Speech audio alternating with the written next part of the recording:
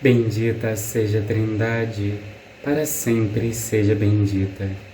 Esta semana eu recebi uma pergunta no WhatsApp, na verdade um pedido e uma pergunta. Uma pessoa me perguntou se eu poderia recomendar algum livro sobre a subjugação telepática e se eu poderia falar sobre a diferenciação dessa subjugação com a ação extraordinária do maligno, do mal. Eu fiquei meio confuso na hora, eu estava num retiro, numa atualização teológica, pensei um pouco sobre isso, depois eu fui conversar com um padre amigo meu que é o exorcista aqui da diocese, e ele falou realmente o que estava na minha cabeça, que essa subjugação telepática, isso não existe. Primeiro, duas coisas que a gente tem que levar em consideração: as potências da alma, a inteligência e a vontade. Diante dessas duas potências, não existe subjugação, não existe uma influência externa que tome conta dessas duas potências.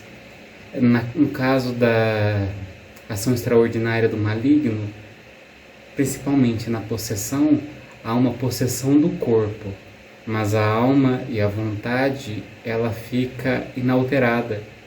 Lógico, pode haver uma opressão onde a pessoa fica sem ânimo, sem coragem, uma espécie de depressão, mas não psicológica, espiritual, que se a pessoa se empenhar ali nos sacramentos, na confissão, na comunhão, na vida de oração, isso ameniza, isso é vencido.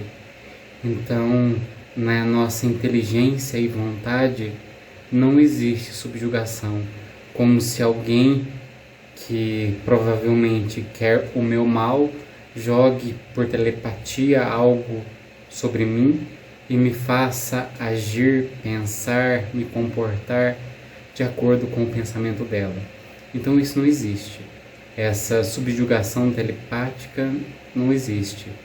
Não existe também telepatia, no sentido de eu lançar um pensamento, eu falar com alguém através da mente.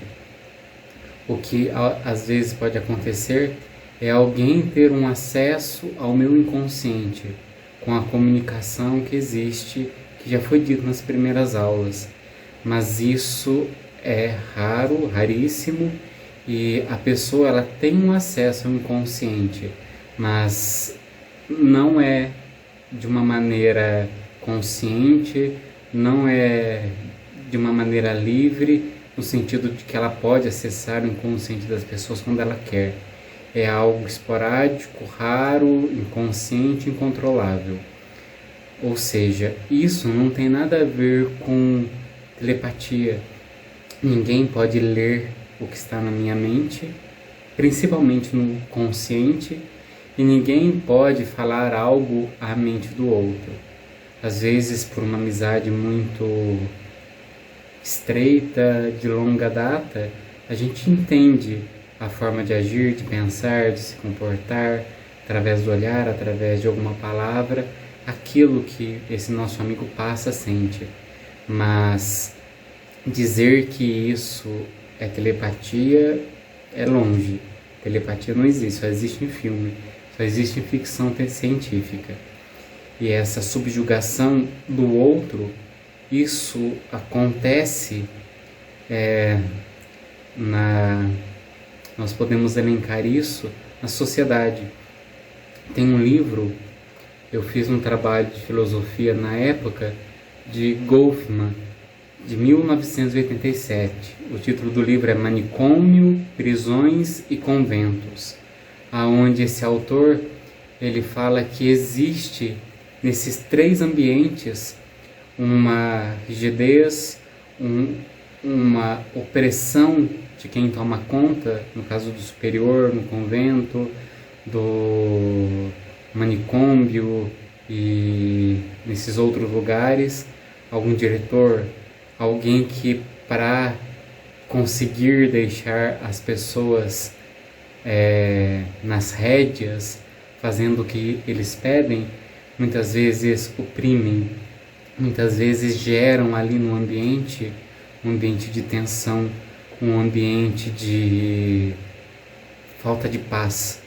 E muitos desses espaços, desses lugares, eles oprimem a maneira da pessoa de pensar. A pessoa se vê obrigada a pensar como superior, a pessoa vê-se obrigada a agir, a se comportar, a fazer tudo como as leis daquele espaço mandam. Isso a gente pode colocar na sociedade. Dependendo da sociedade que nós vivemos, dos grupos que nós temos, existe ali uma opressão do pensamento, aonde eu não consigo pensar por mim, visto que o grupo me oprime de tal forma que eu acho que eu tenho que fazer tudo o que eles pedem, tudo o que eles mandam. Então, nesse contexto, há sim uma opressão, mas não é uma opressão telepática, é uma opressão gerada pelo ambiente que se vive. Então, diante disso, diante dessa pergunta sobre subjugação telepática, aqui vem justamente esse alerta. Através da oração, através da comunhão de Deus, é gerado em nós autoconsciência, autoconhecimento, e diante desse autoconhecimento e autoconsciência, ninguém consegue nos tirar da verdade. Se nós olharmos para Jesus, principalmente Jesus, diante da prisão, do julgamento, dos açoites, flagelação, do carregar a cruz, ele foi oprimido pelo pensamento. As pessoas ali tentaram humilhá-lo, tentaram chantageá-lo, tentaram fazer com que Jesus agisse de uma forma. Porém, Jesus tinha uma autoconsciência. Ele sabia quem ele era. E diante da opressão externa, ele permaneceu impassível, ele permaneceu firme, ele permaneceu alicerçado em quem ele é, em quem ele era. Por isso, a vida de oração nos ajuda a não nos deixar influenciar tanto pelo meio externo, pelas pessoas, pelas situações, por aquilo que tem ao nosso redor. E sobre a ação extraordinária do maligno, eu falei no último vídeo sobre a obsessão, que de uma certa forma encaixa nessa questão de subjugação.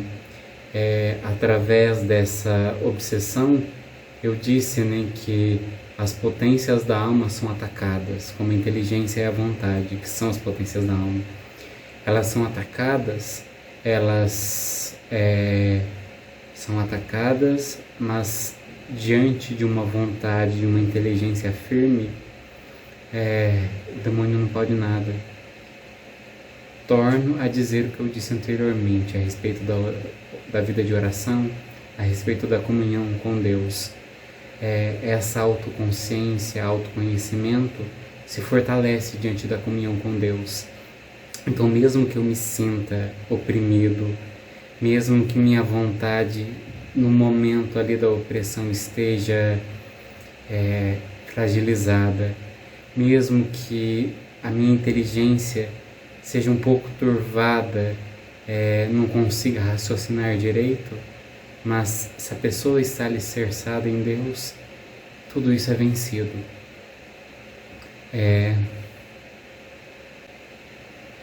E talvez em alguns casos a oração de exorcismo feita pelo sacerdote devidamente nomeado pelo bispo, ela ajuda essas pessoas a superarem essa influência.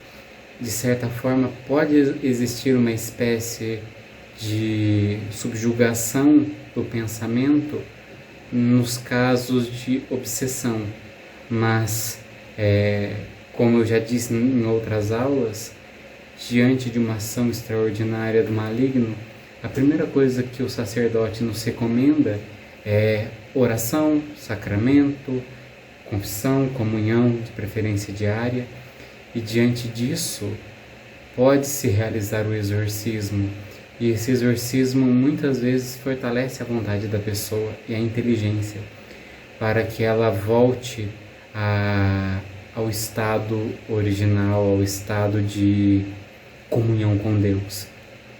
E essa obsessão mais ferrenha, ela se dá justamente quando uma pessoa começa a se afastar, quando uma pessoa começa a se entregar ao pecado, a coisas que ela realmente sabe que não são boas.